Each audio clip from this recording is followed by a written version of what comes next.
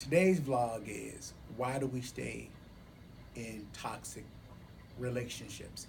Now, if you are not married and you with somebody else's spouse, you're not in a toxic relationship.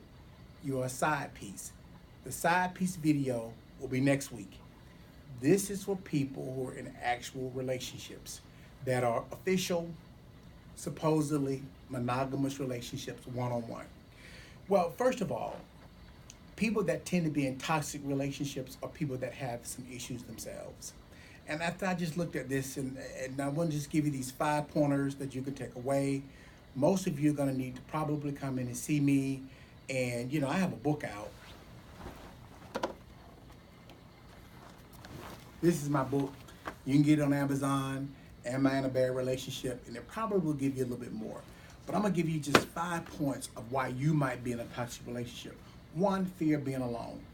Most people cannot tolerate being alone. I see people in my office day in and day out that just can't be alone. They go from one relationship to another. One man, one woman to another. One man, one woman to another. Just on and on and on. They're on Facebook soliciting, inbox, Instagram, whatever, do it because they're afraid to be alone. Spend some time with yourself. Get to know who you are. That may be the first key to detoxifying. Number two, financial dependence.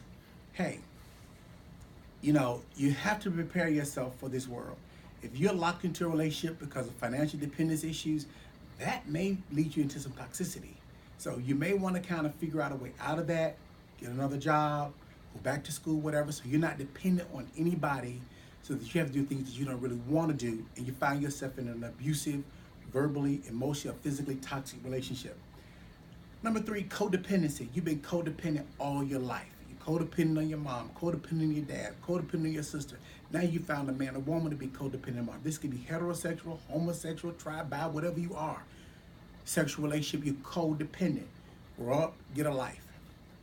Number four, low self-esteem. If you have low self-esteem, if whatever happened in childhood, you've tried the church, you've tried therapy, well, what I recommend, go back to church, go back to therapy, do whatever it takes to begin working and building on your self-esteem. But the one that's probably the most crucial is you may be dealing with a mental illness. If you really have a mental illness, your pastor just can't do it.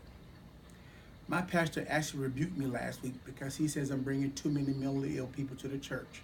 So I had to repent to him because I really have a habit of doing that. But you really have to, if you have a mental illness, whether it be depression, anxiety, schizophrenia, identity crisis, whatever those issues are, please seek out mental health treatment. Look at your insurance card, find out who your mental health provider is, and go and get some help. This is toxicity in relationships. Good evening.